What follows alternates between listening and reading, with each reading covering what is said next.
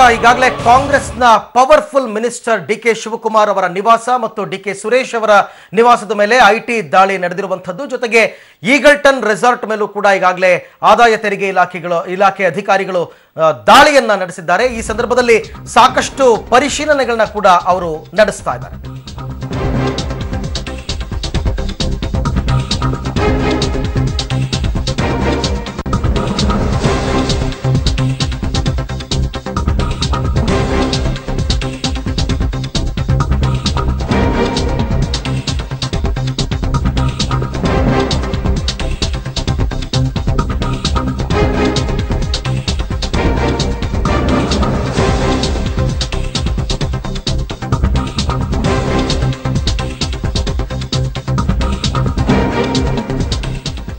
ರಾಜ್ಯ ಕಾಂಗ್ರೆಸ್ಗೆ IT shock ಇಲ್ಲಿಗೆ ನಿಲ್ಲೋದಿಲ್ಲ. ಸಿದ್ದರಾಮಯ್ಯ ಸಂಪುಟದ ಪ್ರಭಾವಿ ಸಚಿವರ ಮೇಲೆ ಐಟಿ ಕಣ್ಣು ಬಿದ್ದಿದೆ.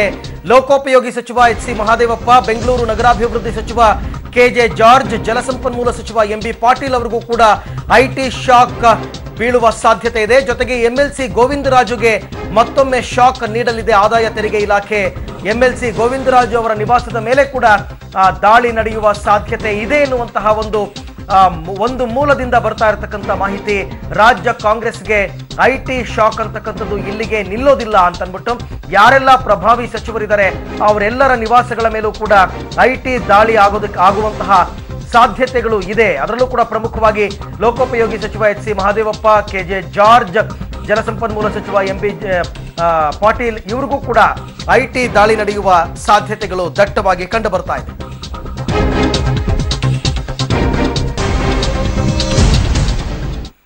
ಇದಕ್ಕೆ ಸಂಬಂಧಪಟ್ಟಂತೆ ಮತ್ತೊಂದು ಬ್ರೇಕಿಂಗ್ ನ್ಯೂಸ್ ಬರ್ತಾ ಇದೆ. ಏನು ಅಂತ ನೋಡೋಣ ಬನ್ನಿ.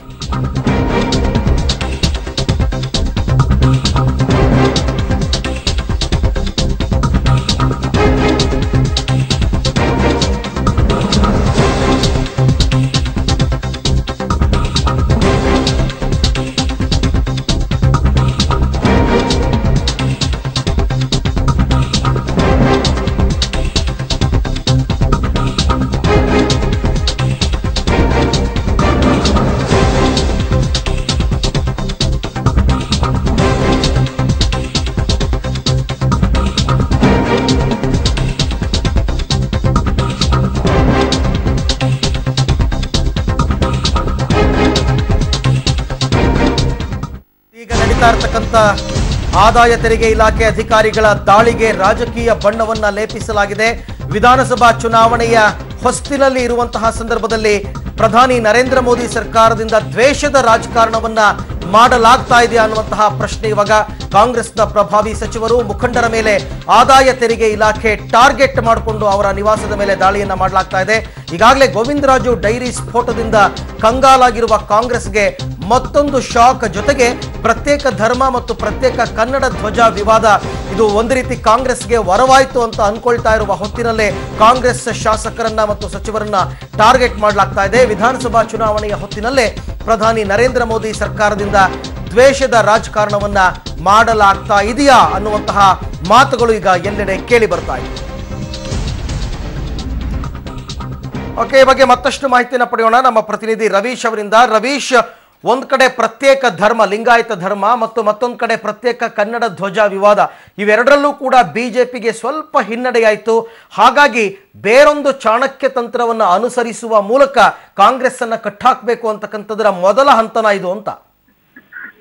ಅರವಿಂದ್, ಈಗಾಗಲೇ ರಾಜಕೀಯ ವಲಯದಲ್ಲೂ ಕೂಡ ಅದೇ ಚರ್ಚೆ ಆಗ್ತಾ ಇತ್ತು. ಯಾಕೆಂದ್ರೆ ಕಳೆದ ಒಂದು ವಾರಗಳಿಂದಷ್ಟೇ ಈ ಒಂದು ಐಟಿ ದಾಳಿ ಸಾಧ್ಯತೆ ಇದೆ ಅನ್ನೋದು ಕೂಡ ಮುನ್ಸೂಚನೆ ಕೂಡ ಇತ್ತು. ಅಂದ್ರೆ ಪ್ರಮುಖವಾಗಿ ಗುಜರಾತ್ ಶಾಸಕರನ್ನ ಈ ಒಂದು ರಾಜ್ಯದಲ್ಲಿ ತಂದಿಟ್ಕೊಳ್ಳೋದ್ರ ಮೂಲಕ ಒಂದು ಟಾಂಗ್ ಕೊಡೋದಕ್ಕೆ ಕೇಂದ್ರ ಸರ್ಕಾರ ಇದನ್ನೇ ಬ್ರಹ್ಮಾಸ್ತ್ರವಾಗಿ ಪ್ರಯೋಗ ಮಾಡುತ್ತೆ ಅಂತಾನು ಕೂಡ ಹೇಳಲಾಗ್ತಾ ಇತ್ತು. ಹಾಗಾಗಿಯೇ ಗುಜರಾತ್ ಶಾಸಕರನ್ನ ಡಿ ಕೆ ಶಿವಕುಮಾರ್ ಅವರು ರಕ್ಷಣೆ ಮಾಡ್ತಾ ಇದ್ರು. ಈ ಒಂದು ನೆಪದಲ್ಲಿ ಆ ಒಂದು ಶಾಸಕರ ಖರ್ಚು ವೆಚ್ಚವನ್ನು ಕೂಡ ಬರ್ತಾ ಇರೋ ನೆಪದಲ್ಲಿ ಐಟಿ ದಾಳಿಯನ್ನ ಶುರು ಮಾಡೋದ್ರ ಮೂಲಕ ರಾಜ್ಯ ರಾಜಕಾರಣದಲ್ಲಿ ಒಂದು ರೀತಿಯಲ್ಲಿ ಬಿಜೆಪಿ ಯಾವ ರೀತಿ ಒಂದು ತಂತ್ರಗಳನ್ನ ರೂಪಿಸಬೇಕು ಅದನ್ನ ಮಾಡ್ತಾ ಇದೆ ಅಂತ ಕೂಡ ಹೇಳಲಾಗ್ತಾ ಇದೆ. ಹಾಗಾಗಿ ಈ ಒಂದು ಐಟಿ ದಾಳಿಯನ್ನ ಮಾಡ್ತಾ ಇರೋದು ಅಂತಾನು ಕೂಡ ಈಗ ರಾಜಕೀಯ ವಲಯದಲ್ಲಿ ಸಾಕಷ್ಟು ಚರ್ಚೆಗೆ ಗ್ರಾಸವಾಗ್ತಿರುವಂತ ವಿಚಾರ. ಅಂದ್ರೆ ಪ್ರಮುಖವಾಗಿ ಇಲ್ಲಿ ಕಾಂಗ್ರೆಸ್ನ ನಾಯಕರುಗಳನ್ನೇ ಟಾರ್ಗೆಟ್ ಇಟ್ಕೊಂಡು ಐಟಿ ದಾಳಿ ನಡೀತಾ ಇದೆ. ಮತ್ತೆ ಮತ್ತಷ್ಟು ಒಂದು ಸಚಿವರು ಮತ್ತೆ ಪ್ರಮುಖ ಮುಖಂಡರ ಮೇಲೂ ಕೂಡ ಐಟಿ ದಾಳಿಯಾಗುವಂತಹ ಸಾಧ್ಯತೆ ಇದೆ ಅಂತ ಕೂಡ ಹೇಳಲಾಗ್ತಾ ಇದೆ. ಹಾಗಾಗಿ ಡಿ ಕೆ ಶಿ ಅವರು ಮೊದಲ ಭಾಗವಾಗಿದ್ದಾರೆ ಅಂತ ಕೂಡ ಹೇಳಲಾಗ್ತದೆ. ಅಂದ್ರೆ ಈಗಾಗಲೇ ಒಂದು ಕಾಂಗ್ರೆಸ್ ಒಂದು ರಾಜ್ಯ ಧ್ವಜ ವಿಚಾರವಾಗಿ ಆಗಿರ್ಬೋದು, ಮತ್ತೆ ಸ್ವತಂತ್ರ ಧರ್ಮ ಲಿಂಗಾಯತ ವಿಚಾರವಾಗಿ ಆಗಿರ್ಬೋದು, ಈ ಒಂದು ವಿಚಾರಗಳಲ್ಲಿ ಒಂದು ರೀತಿಯಲ್ಲಿ ಮೇಲುಗೈಯನ್ನು ಕೂಡ ಸಾಧಿಸಿತ್ತು. ಹಾಗಾಗಿ ಎಲ್ಲೋ ಒಂದ್ ಕಡೆ ಇದು ಈ ವಿಚಾರಗಳು ಒಂದು ಬಿಜೆಪಿಗೆ ಹಿನ್ನಡೆಯನ್ನ ತಂದುಕೊಟ್ಟಿವೆ ಅಂತ ಕೂಡ ವಿಶ್ಲೇಷಿಸಲಾಗ್ತಾ ಇತ್ತು. ಹಾಗಾಗಿಯೇ ಇದು ಎಲ್ಲವನ್ನು ಕೂಡ ಒಂದು ರೀತಿಯಲ್ಲಿ ಟ್ಯಾಕಲ್ ಮಾಡಬೇಕು ಅಂದ್ರೆ ಇದೇ ಅಸ್ತ್ರ ಅಂತನೂ ಕೂಡ ಹಾಗಾಗಿ ಐಟಿ ದಾಳಿ ಅಸ್ತ್ರವನ್ನು ಪ್ರಯೋಗ ಮಾಡಿದ್ದಾರೆ ಅಂತನೂ ಕೂಡ ಹೇಳಲಾಗ್ತಾ ಇದೆ. ಹಾಗಾಗಿ ಇದು ಎಷ್ಟರ ಮಟ್ಟಿಗೆ ಸತ್ಯ ಅನ್ನೋದು ಕೂಡ ಗೊತ್ತಾಗಬೇಕಾಗಿದೆ. ಒಟ್ಟಿನಲ್ಲಿ 2018ರ ಚುನಾವಣೆಗೆ ಈಗಾಗಲೇ ಎರಡೂ ಪಕ್ಷಗಳು ಕೂಡ ತಯಾರಿ ನಡೆಸಿದೆ. ಹಾಗಾಗಿ ಎಲ್ಲೋ ಒಂದ್ ಕಡೆ ಕಾಂಗ್ರೆಸ್ ಅನ್ನ ವೀಕ್ ಮಾಡೋದಕ್ಕೆ ಮತ್ತೆ ಟಾರ್ಗೆಟ್ ಮಾಡೋದಕ್ಕೆ ಕೇಂದ್ರ ಸರ್ಕಾರ ಈ ಒಂದು ಅಸ್ತ್ರವನ್ನು ಕೂಡ ಪ್ರಯೋಗ ಮಾಡಿದೆ ಅಂತ ಕೂಡ ಹೇಳಲಾಗ್ತಾ ಇದೆ. ಅರವಿಂದ್, ಅಂದ್ರೆ ಇವಾಗ ಐಟಿ ದಾಳಿ ನಡೆದಾಕ್ಷಣ ಆ ವ್ಯಕ್ತಿ ಅಪರಾಧಿ ಅಂತ ಹೇಳಕ್ ಬರಲ್ಲ ರವೀಶ್. ಅವ್ರು ಕೇಳ್ತಕ್ಕಂಥ ಎಲ್ಲಾ ಸೂಕ್ತ ದಾಖಲಾತಿಗಳನ್ನ ಕೊಟ್ರೆ ಐಟಿ ಅಧಿಕಾರಿಗಳು ಸುಮ್ಮನೆ ಹೋಗ್ತಾರೆ. ಆದ್ರೆ ದಾಳಿ ನಡೆಸುವ ಮುಖಾಂತರ ಒಂದ್ ರೀತಿ ಇದು ಸೇಡಿನ ರಾಜಕೀಯವನ್ನ ಮಾಡ್ತಾ ಇದ್ದಾರೆ, ಕಾಂಗ್ರೆಸ್ನ ಸಚಿವರಿಗೆ ಕೆಟ್ಟ ಹೆಸರು ತರೋದಕ್ಕೆ ಪ್ರಯತ್ನ ಪಡ್ತಾ ಇದ್ದಾರೆ ಅಂತ ಜನರು ಮಾತಾಡ್ಕೊಳ್ಬಹುದಾ ಅಂತ. ನಿಜಕ್ಕೂ ಕೂಡ, ಯಾಕೆಂದ್ರೆ ಈಗಾಗಲೇ ಐಟಿ ದಾಳಿಯಿಂದ ಅವರು ಕಾನೂನು ಪ್ರಕಾರ ಏನೆಲ್ಲ ಮಾಡಬೇಕು ಅದನ್ನೆಲ್ಲ ಕೂಡ ಮಾಡ್ತಾರೆ. ಆದ್ರೆ ಎಲ್ಲೋ ಒಂದ್ ಕಡೆ ರಾಜಕೀಯ ಪ್ರೇರಿತ ದಾಳಿಯಾಗಿದ್ರೆ ಒಂದು ರೀತಿಯಲ್ಲಿ ಇಕ್ಕಟ್ಟಿನಲ್ಲಿ ಅವ್ರನ್ನ ಸಿಲುಕಿಸ್ಬೇಕು, ಮತ್ತೆ ಈ ಒಂದು ಸಚಿವರುಗಳಿಗೆ ಡ್ಯಾಮೇಜ್ ಮಾಡಬೇಕು ಅನ್ನೋದೇ ಆಗಿದ್ರೆ ಅದು ಒಂದು ರೀತಿಯಲ್ಲಿ ರಾಜಕೀಯ ಪ್ರೇರಿತ ದಾಳಿ ಆಗಿದ್ರೆ ಈ ಎಲ್ಲ ಬೆಳವಣಿಗೆ ಕೂಡ ನಡೆಯುತ್ತೆ ಅಂತ ಕೂಡ ಹೇಳಲಾಗ್ತದೆ. ಯಾಕೆಂದ್ರೆ ಕಾಂಗ್ರೆಸ್ ಈಗಾಗಲೇ ಆರೋಪ ಮಾಡ್ತಾ ಇದೆ ಪದೇ ಪದೇ, ಅಂದ್ರೆ ಈ ಐಟಿ ದಾಳಿ ರಾಜಕೀಯ ಪ್ರೇರಿತವಾಗಿದೆ, ಒಂದು ರೀತಿಯಲ್ಲಿ ರಾಜ್ಯದಲ್ಲಿ ಕಾಂಗ್ರೆಸ್ನ ಒಂದು ರೀತಿಯಲ್ಲಿ ಮಾಡಬೇಕು ಅನ್ನೋ ದೃಷ್ಟಿಯಿಂದಲೇ ಈ ಒಂದು ಐಟಿ ದಾಳಿಯನ್ನು ಕೂಡ ನಡೆಸ್ತಾ ಇದ್ದಾರೆ ಅಂತ ಕೂಡ ಕಾಂಗ್ರೆಸ್ನ ಸಚಿವರು ಮತ್ತೆ ಮುಖ್ಯಮಂತ್ರಿ ಸಿದ್ದರಾಮಯ್ಯ ಹಿಡಿದು ಎಲ್ಲರೂ ಕೂಡ ಈ ಹಿಂದೆ ಕೂಡ ಪ್ರತಿಕ್ರಿಯೆಯನ್ನು ಕೂಡ ಕೊಟ್ಟಿದ್ರು. ಹಾಗಾಗಿ ಇಲ್ಲಿ ಒಂದು ಸಿದ್ದರಾಮಯ್ಯ ಅವರ ಕ್ಯಾಬಿನೆಟ್ ನ ಪ್ರಮುಖ ಸಚಿವರು ಮತ್ತೆ ಅದು ಪವರ್ಫುಲ್ ಸಚಿವರಾಗಿರ್ತಕ್ಕಂಥ ಡಿ.ಕೆ. ಶಿವಕುಮಾರ್ ಅವರ ಮನೆ ಮೇಲೂ ಕೂಡ ಐಟಿ ದಾಳಿ ನಡೆಸಿರ್ತಕ್ಕಂಥದ್ದು. ಅಹಮದ್ ಪಟೇಲ್ ಅವರನ್ನ ರಾಜ್ಯಸಭಾ ಚುನಾವಣೆಗೆ ಶತಾಯಗತಾಯ ಅವರನ್ನ ಕಳಿಸ್ಬೇಕು ಅನ್ನೋ ದೃಷ್ಟಿಯಿಂದನೂ ಕೂಡ ಅಲ್ಲಿನ ಒಂದು ಕಾಂಗ್ರೆಸ್ನ ಗುಜರಾತ್ MLA ಇಲ್ಲಿ ತಂದಿಟ್ಕೊಂಡಿದ್ರು. ಹಾಗಾಗಿ ಇದು ಒಂದು ರೀತಿಯಲ್ಲಿ ರಾಷ್ಟ್ರ ಮಟ್ಟದ ಸುದ್ದಿಯಾಗಿತ್ತು. ಮತ್ತೆ ಅದೆಲ್ಲವೂ ಕೂಡ ರಕ್ಷಣೆಯನ್ನು ಕೂಡ ಕೊಡ್ತಾ ಇರತಕ್ಕಂಥವ್ರು ಡಿ.ಕೆ. ಶಿವಕುಮಾರ್ ಅಂತ ಕೂಡ ಹೇಳಲಾಗ್ತಿತ್ತು. ಅದ್ರ ಜೊತೆಗೆ ಡಿ.ಕೆ. ಶಿವಕುಮಾರ್ ಅವರು ಕೂಡ ಮಾಧ್ಯಮಗಳ ಮುಂದೆ ಇಲ್ಲ ಈ ಎಲ್ಲಾ ಖರ್ಚು ವೆಚ್ಚಗಳನ್ನ ನಾನೇ ಭರಿಸ್ತಾ ಇದ್ದೇನೆ ಅಂತ ಕೂಡ ಬಿಲ್ ಕೂಡ ತೋರಿಸಿದ್ರು. ಹಾಗಾಗಿ ಇದು ರಾಷ್ಟ್ರ ಮಟ್ಟದಲ್ಲೂ ಕೂಡ ಸುದ್ದಿಯಾಗಿತ್ತು. ಈ ಹಿನ್ನೆಲೆಯಲ್ಲಿ ಐಟಿ ದಾಳಿ ನಡೆದಿದೆ. ಹಾಗಾಗಿ ಇದು ಕೂಡ ಒಂದು ರೀತಿಯಲ್ಲಿ ರಾಷ್ಟ್ರ ಮಟ್ಟದಲ್ಲಿ ಒಂದು ರೀತಿಯಲ್ಲಿ ಸಂಚಲನವನ್ನು ಕೂಡ ಮೂಡಿಸ್ತಾ ಇದೆ ಅಂತಾನೆ ಹೇಳ್ಬೋದು. ಅರವಿಂದ್, ರಾಜಕೀಯವಾಗಿ ಬಿಜೆಪಿಗೆ ಇದರಿಂದ ಆಗಬಹುದಾದ ಲಾಭಗಳು ಏನು ರವೀಶ್? ಅರವಿಂದ್, ಸದ್ಯಕ್ಕೆ ಯಾವುದೇ ರೀತಿಯ ಲಾಭ ಆಗೋದಿಲ್ಲ. ಆದ್ರೆ ಆ ಒಂದು ಕಾಂಗ್ರೆಸ್ನ ಪಕ್ಷದ ಒಂದು ಸಚಿವರುಗಳನ್ನಾಗಿರ್ಬೋದು ಮತ್ತೆ ಆ ಪಕ್ಷದ ಒಂದು ಕಾರ್ಯತಂತ್ರ ಸಂಘಟನೆ ಆಗಿರ್ಬೋದು ಅದನ್ನ ವೀಕ್ ಮಾಡ್ದಂಗಾಗುತ್ತೆ. ಹಾಗಾಗಿ ಆ ವೀಕ್ ಮಾಡೋದೇ ಒಂದು ಬಿಜೆಪಿಗೆ ಒಂದು ರೀತಿಯಲ್ಲಿ ಪ್ಲಸ್ ಪಾಯಿಂಟ್ ಆಗ್ಬೋದೇ ಹೊರತು ಹೆಚ್ಚಿನ ಮಟ್ಟದಲ್ಲಿ ಏನು ಸದ್ಯಕ್ಕೆ ಯಾವುದೇ ರೀತಿಯ ಲಾಭ ಆಗೋದಿಲ್ಲ ಅನ್ನೋ ವಿಶ್ಲೇಷಣೆಗಳು ಕೂಡ ನಡೀತಾ ಇದೆ. ಅರವಿಂದ್, ಅಂದ್ರೆ ಈಗ ಸಾಮಾನ್ಯವಾಗಿ ಐಟಿ ರೇಡ್ಗಳಾಗಬೇಕಾದ್ರೆ ಕೆಲವು ಕಂಪ್ಲೇಂಟ್ಸ್ ಹೋಗಿರುತ್ತೆ. ಅಂದ್ರೆ ಆದಾಯಕ್ಕಿಂತ ಮೀರಿ ಇವರು ಆಸ್ತಿಯನ್ನು ಸಂಪಾದನೆ ಮಾಡಿದ್ದಾರೆ ಅಥವಾ ಅಕ್ರಮವಾಗಿ ಹಣ ಗಳಿಸಿದ್ದಾರೆ ಅಂತ ಇಂಥ ದೂರುಗಳನ್ನ ಇಟ್ಕೊಂಡಂತಹ ಸಂದರ್ಭದಲ್ಲಿ ಐಟಿ ರೇಡ್ ನಡೆಯುತ್ತೆ. ಈಗ ನಡೆದಿರ್ತಕ್ಕಂಥ ಐಟಿ ರೇಡ್ ಇದು ಯಾವ ಪ್ರೇರಿತ ಹಾಗಾದ್ರೆ ಅಂತ? ನಿಜಕ್ಕೂ ಕೂಡ ಇವತ್ತಿನ ಐಟಿ ರೈಡು ರಾಜಕೀಯ ಪ್ರೇರಿತವೋ ಅಥವಾ ಗೋವಿಂದರಾಜು ಅವರ ಡೈರಿಯಲ್ಲಿ ಸಿಕ್ಕಂತ ಇನಿಷಿಯಲ್ ಒಂದು ಆಧಾರದ ಮೇಲೆ ನಡೆದಿದೆಯೋ ಅಥವಾ ಡಿ.ಕೆ. ಶಿವಕುಮಾರ್ ಅವರು ನಾನೇ ಬಿಲ್ ಕಟ್ಟಿರೋದು ಈ ಒಂದು ಶಾಸಕರ ಒಂದು ರೆಸಾರ್ಟ್ ಖರ್ಚು ವೆಚ್ಚವನ್ನು ಅಂತ ತೋರಿಸಿದ್ದು ಐಟಿ ರೈಡ್ಗೆ ಕಾರಣ ಅನ್ನೋದು ಕೂಡ ಗೊತ್ತಾಗಬೇಕಾಗಿದೆ. ಇನ್ನೂ ಕೂಡ ಈ ಬಗ್ಗೆ ಅಸ್ಪಷ್ಟ. ಆದ್ರೆ ಈಗ ಕೇಳಿ ಬರ್ತಾ ಇರತಕ್ಕಂಥ ಮಾಹಿತಿ ಪ್ರಕಾರ, ಅಂದ್ರೆ ಕಾಂಗ್ರೆಸ್ನ ವಲಯದಲ್ಲಿ ಕೇಳಿ ಬರ್ತಾ ಇರತಕ್ಕಂಥ ಮಾಹಿತಿ ಪ್ರಕಾರ ಇದು ಒಂದು ರೀತಿಯಲ್ಲಿ ರಾಜಕೀಯ ಪ್ರೇರಿತ ಒಂದು ಐಟಿ ದಾಳಿ ಆಗಿದೆ. ಅಂದ್ರೆ ಡಿ.ಕೆ. ಶಿವಕುಮಾರ್ ಅವರು ಆ ಶಾಸಕರನ್ನ ಆ ರೆಸಾರ್ಟ್ ನಲ್ಲಿ ಇಟ್ಟು ಅವರಿಗೆ ಆತಿಥ್ಯವನ್ನು ಕೂಡ ಕೊಡ್ತಾ ಇರೋದನ್ನೇ ನೆಪವಾಗಿಟ್ಟುಕೊಂಡು ಐಟಿ ದಾಳಿಯನ್ನು ಕೂಡ ನಡೆಸಿದ್ದಾರೆ. ಇದು ಕೇವಲ ಒಂದು ರೀತಿಯಲ್ಲಿ ಅದು ನೆಪ ಅಷ್ಟೇ. ಆದ್ರೆ ಎಲ್ಲವನ್ನೂ ಕೂಡ ಈ ಹಿಂದೆ ನಡೆದಿರ್ತಕ್ಕಂಥ ಎಲ್ಲ ಇದನ್ನು ಕೂಡ ಬಹಿರಂಗ ಪಡಿಸೋದಕ್ಕೆ ಐಟಿ ದಾಳಿಯ ಒಂದು ತಂತ್ರವನ್ನು ಕೂಡ ಒಂದು ಬಿಜೆಪಿ ರೂಪಿಸ್ತಾ ಇದೆ ಅಂತ ಕೂಡ ಹೇಳಲಾಗ್ತಾ ಇದೆ. ಹಾಗಾಗಿ ಈ ಮೂರು ಪ್ರಶ್ನೆಗಳು ಈಗ ಎದ್ದಿದೆ. ಅಂದ್ರೆ ರಾಜಕೀಯ ಪ್ರೇರಿತವೋ ಅಥವಾ ಈ ಒಂದು ಶಾಸಕರನ್ನ ಇಟ್ಕೊಂಡು ಆತಿಥ್ಯ ಕೊಟ್ಟದ್ದೇ ನೆಪವಾಗಿ ಇಟ್ಕೊಂಡು ಐಟಿ ದಾಳಿ ಮಾಡಿದಾರೋ ಅಥವಾ ಬೇರೆ ಏನೋ ಅನ್ನೋದು ಕೂಡ ಗೊತ್ತಾಗಬೇಕಾಗಿದೆ. ಅರವಿಂದ್, ಎಸ್ ರವೀಶ್, ನಿಮ್ ಜೊತೆ ನಾನು ಮತ್ತೆ ಮಾತಾಡ್ತೀನಿ, ಲೈನಲ್ಲೇ ಇರಿ. ಅದಕ್ಕೂ ಮೊದಲು ಅಹಮದ್ ಪಟೇಲ್ ಅವರು ಒಂದು ಫಸ್ಟ್ ರಿಯಾಕ್ಷನ್ ಅನ್ನ ಕೊಟ್ಟಿದ್ದಾರೆ. ಐಟಿ ದಾಳಿ ಸಂಬಂಧ ಕಾಂಗ್ರೆಸ್ನಿಂದ ಮೊದಲ ಪ್ರತಿಕ್ರಿಯೆ, ರೆಸಾರ್ಟ್ನಲ್ಲಿ ಎಲ್ಲಾ ಪಾವತಿಯನ್ನು ಚೆಕ್ ಮುಖಾಂತರವೇ ಮಾಡಲಾಗಿದೆ. ಅಂದ್ರೆ ನಾವು ಎಲ್ಲವನ್ನೂ ಕೂಡ ಲೀಗಲ್ ಆಗೇ ಮಾಡಿದೀವಿ. ಐಟಿ ದಾಳಿ ಬಿಜೆಪಿ ರಾಜಕೀಯವಾಗಿ ಎಷ್ಟರ ಮಟ್ಟಿಗೆ ಕೆಳಗಿಳಿದಿದೆ ಅಂತ ಗೊತ್ತಾಗುತ್ತೆ. ಹಾಗಂತ ಸೋನಿಯಾ ಗಾಂಧಿ ರಾಜಕೀಯ ಕಾರ್ಯದರ್ಶಿ ರಾಜ್ಯಸಭಾ ಸದಸ್ಯ ಅಹಮದ್ ಪಟೇಲ್ ಅವರು ಹೇಳಿಕೆಯನ್ನು ಕೊಟ್ಟಿದ್ದಾರೆ. ಇದು ಫಸ್ಟ್ ರಿಯಾಕ್ಷನ್. ರಾಜ್ಯದಿಂದ ಯಾರು ಕೂಡ ಇನ್ನೂ ಮಾತಾಡಿಲ್ಲ. ಮುಖ್ಯಮಂತ್ರಿಗಳಾಗಿರಬಹುದು ಅಥವಾ ಕೆಪಿಸಿಸಿ ಅಧ್ಯಕ್ಷರಾಗಿರಬಹುದು, ಯಾರು ಕೂಡ ಇನ್ನೂ ರಿಯಾಕ್ಟ್ ಮಾಡಿಲ್ಲ. ಆದ್ರೆ ಅಹಮದ್ ಪಟೇಲ್ ಅವರು ಏನಿದ್ದಾರೆ, ರಾಜಕೀಯ ಕಾರ್ಯದರ್ಶಿ ಸೋನಿಯಾ ಗಾಂಧಿ ಅವರಿಗೆ, ಜೊತೆಗೆ ಅವರು ರಾಜ್ಯಸಭಾ ಸದಸ್ಯರು ಕೂಡ ಹೌದು. ಮುಂದಿನ ಚುನಾವಣೆಯಲ್ಲಿ ಸ್ಪರ್ಧೆ ಮಾಡಿದ್ದಾರೆ ಗುಜರಾತ್ನಿಂದ. ಹಾಗಾಗಿ ಅವರು ಇವಾಗ ಹೇಳಿಕೆಯನ್ನ ಕೊಟ್ಟಿದ್ದಾರೆ. ಏನು ಈಗಲ್ಟನ್ ರೆಸಾರ್ಟ್ನಲ್ಲಿ ನಾವು ಶಾಸಕರನ್ನ ಇರಿಸ್ಕೊಂಡಿದ್ದೀವಿ, ಇಲ್ಲಿಯ ಎಲ್ಲ ಪಾವತಿಗಳು ಕೂಡ ಲೀಗಲ್ ಆಗಿ ಆಗಿದೆ, ಚೆಕ್ ಮುಖಾಂತರವೇ ಆಗಿರೋದ್ರಿಂದ ಯಾವುದೇ ಅವ್ಯವಹಾರದಲ್ಲಿ ಅಥವಾ ಅಕ್ರಮದ ಹಣ ಇಲ್ಲಿ ಬಳಕೆಯಾಗಿಲ್ಲ. ಈ ರೀತಿ ಐಟಿ ದಾಳಿ ಮುಖಾಂತರ ಬಿಜೆಪಿ ತಾವು ಎಷ್ಟು ಕೆಳಗಿಳಿದಿದ್ದಾರೆ ಅನ್ನೋದನ್ನ ತೋರಿಸ್ಕೊತಾ ಇದೆ ಅಂತ ಅಹಮದ್ ಪಟೇಲ್ ರಿಯಾಕ್ಟ್ ಮಾಡಿದ್ದಾರೆ.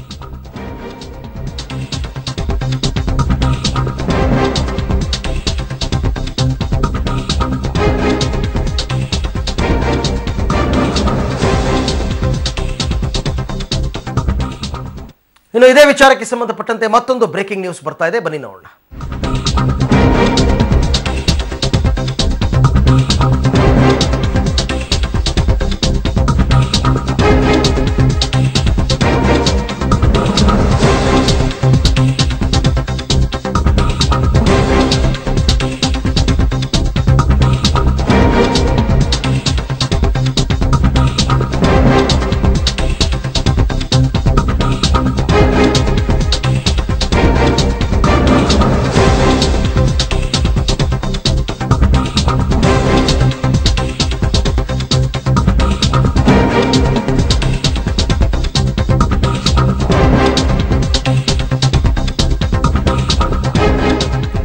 ಐಟಿ ದಾಳಿ ಅಂತಕ್ಕಂಥದ್ದು ಒಂದು ರೀತಿ ಡಿ ಕೆ ಶಿವಕುಮಾರ್ ಅವರಿಗೆ ಅಷ್ಟದಿಗ್ಬಂಧನವನ್ನ ಹಾಕಿದ್ದಾರೆ.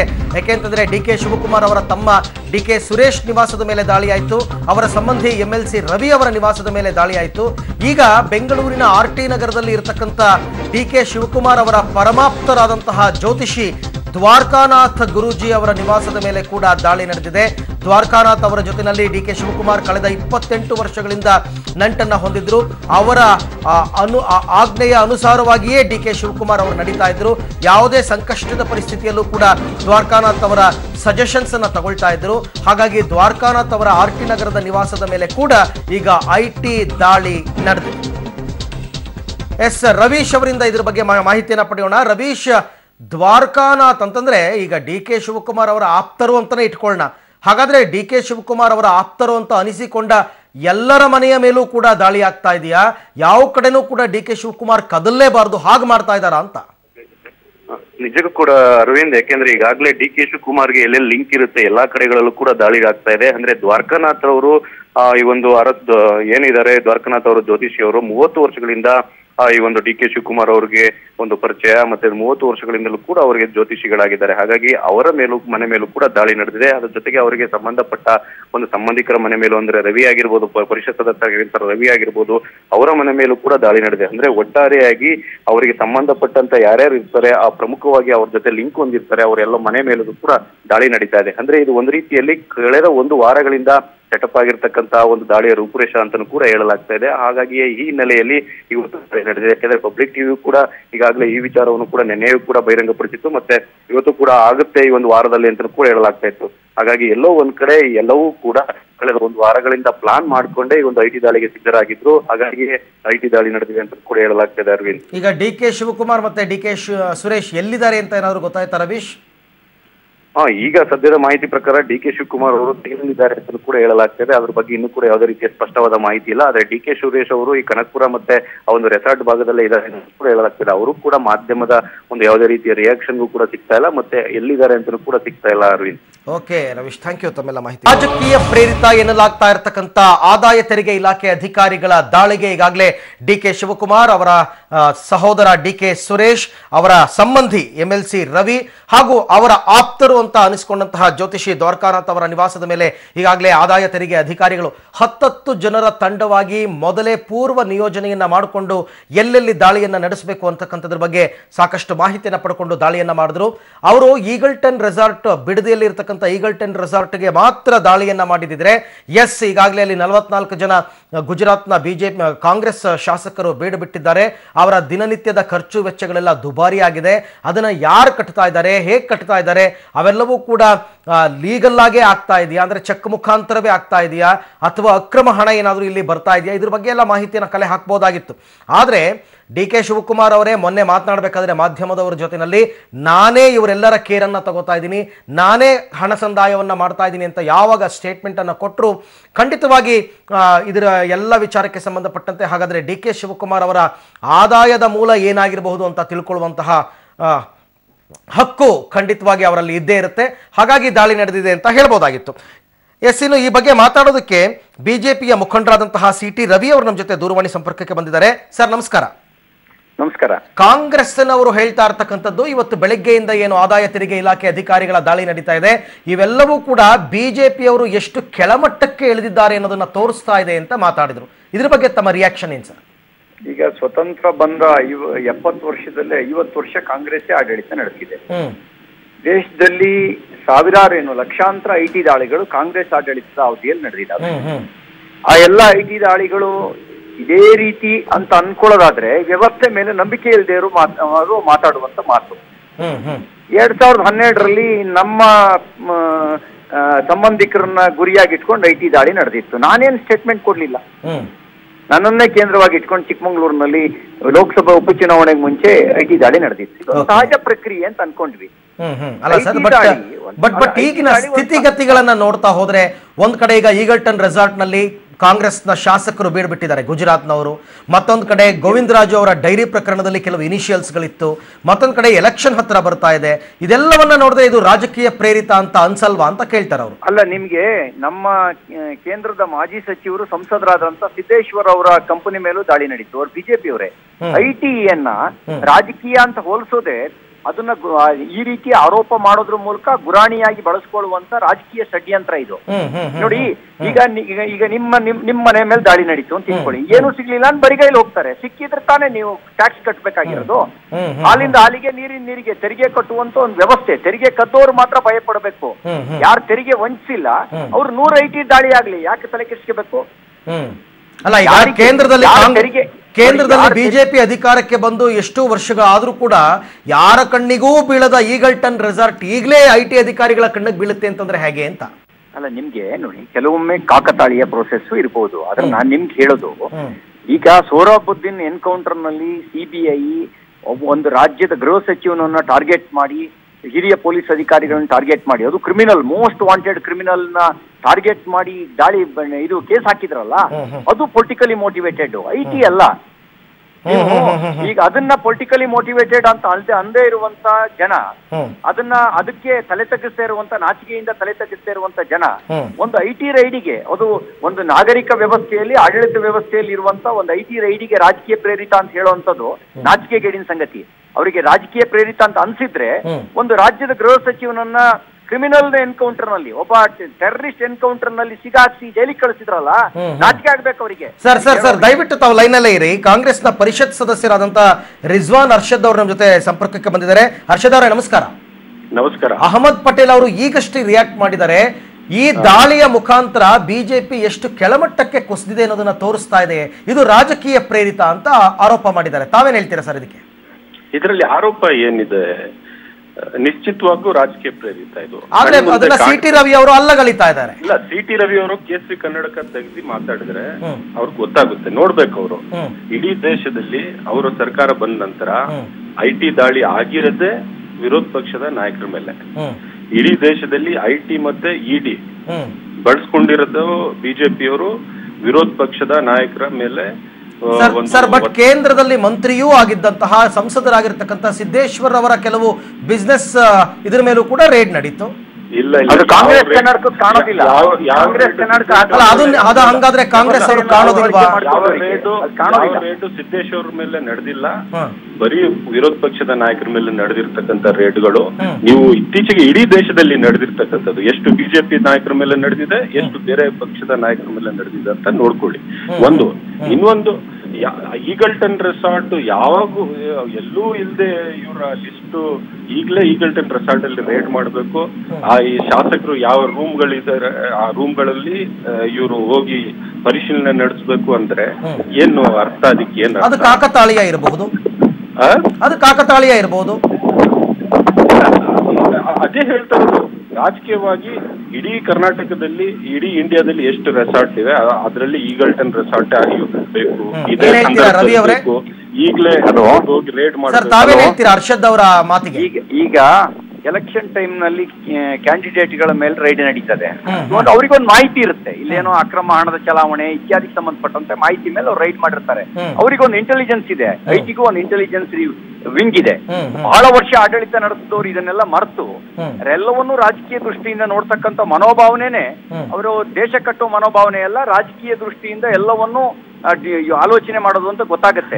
ಬಟ್ ಸರ್, ನೀವು ಆರಂಭದಲ್ಲಿ ಒಂದು ಮಾತು ಹೇಳಿದ್ರಿ, ಕಾಂಗ್ರೆಸ್ ಗವರ್ನಮೆಂಟ್ ಇರತಕ್ಕಂತ ಸಂದರ್ಭದಲ್ಲಿ 50 ವರ್ಷ ಆಡಳಿತ ನಡೆಸಿದಾಗ್ಲೂ ಈ ತರ ಸಾಕಷ್ಟು ದಾಳಿಗಳು ನಡೆದಿದೆ, ಹಾಗಾದ್ರೆ ಅದನ್ನು ನಾವು ರಾಜಕೀಯ ಪ್ರೇರಿತ ಅನ್ನಬಹುದಾ ಅಂತ. ಅದನ್ನ ನೀವು ರಾಜಕೀಯ ಪ್ರೇರಿತ ಆದ್ಮೇಲೆ ಇದಕ್ಕೆ ಯಾಕೆ ಒಪ್ಕೊಳ್ಳಲ್ಲ? ಇಲ್ಲ, ಈ ತರ ಕೀಳ್ಮಟ್ಟಕ್ಕೆ ಇಳಿದು ನಾವು ರಾಜಕೀಯವಾಗಿ ಯಾವ್ದು ಕೀಳ್ಮಟ್ಟ? ಈಗ ನನ್ನ ಮೇಲೆ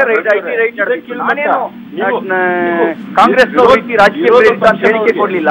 ನಾನು ಹೇಳಿದೆ ಅದನ್ನ ಏನಾಗುತ್ತೆ ಇದ್ದಿದ್ರೆ ಅಕ್ರಮವಾಗಿದ್ದಿದ್ರೆ ಅವ್ರು ಟ್ಯಾಕ್ಸ್ ಹಾಕ್ಲಿ ಅಂತ ಹೇಳಿದೆ. ಅಲ್ಲ ಈ ರೀತಿ ತಗೊಳ್ಳೋದಕ್ಕೆ ಹೊರತು ಬಹಳ ವರ್ಷ ಆಡಳಿತ ನಡೆಸಿದವರು ಇನ್ನ ಜೀವನದಲ್ಲೇ ಆಡಳಿತಕ್ಕೆ ಬರಲ್ಲ ಅಂತ ತೀರ್ಮಾನ ಮಾಡಿರೋರು ಮಾತ್ರ ಐಟಿಗೆ ಒಂದು ಇಂಟೆಲಿಜೆನ್ಸ್ ಇರುತ್ತೆ ಅಂತ ನೀವೇ ಹೇಳಿದ್ರಿ. ಅಮಿತ್ ಶಾ ಅವರೇ ಈ ಐಟಿಗೆ ಇಂಟೆಲಿಜೆನ್ಸ್, ನಿಮ್ಮ ಬಿಜೆಪಿ ಲೀಡರೇ ಐಟಿಗೆ ಇಂಟೆಲಿಜೆನ್ಸ್, ಇವರೇ ಈಗ ಮೈ ಗವರ್ಮೆಂಟ್ ನಲ್ಲಿ ನಮ್ಮ ವಿರುದ್ಧ ಈ ದೇಶದ ನಾಗರಿಕನನ್ನು ಕೂಡ ಮೈ ಗವರ್ಮೆಂಟ್ ನಲ್ಲಿ ಈ ದೇಶದ ನಾಗರಿಕನನ್ನು ಕೂಡ ಸಹಭಾಗಿ ಮಾಡುವ ಯೋಜನೆ ಇದೆ. ನೀವು ಕೂಡ ಯಾವ್ದಾದ್ರು ಮಾಹಿತಿ ಇದ್ರೆ ನೀವು ಕೂಡ ಒಬ್ಬ ಜವಾಬ್ದಾರಿಯುತ ನಾಗರಿಕನ ಕರ್ತವ್ಯ ಬರೀ ಐಟಿ ಮಾಡೋದಲ್ಲ, ಅಕ್ರಮ ನಡೆದು ನೀವು 20 ಕೋಟಿ ಕೊಟ್ಟು ಒಂದೊಂದು ಶಾಸಕರನ್ನ ಅವಕಾಶ ಇದೆ, ಅವ್ರ ಮೇಲೆ ಐಟಿ ರೇಟ್ ಮಾಡಿಸ್ಬೇಕು. ಓಕೆ, ರಿಜ್ವಾನ್ ಅರ್ಷದ್ ಅವರು ಮತ್ತೆ ಸಿಟಿ ರವಿ ಅವರು ದಯವಿಟ್ಟು ತಾವಿಬ್ರು ಕೂಡ ಹಾಗೆ ಲೈನಲ್ಲಿ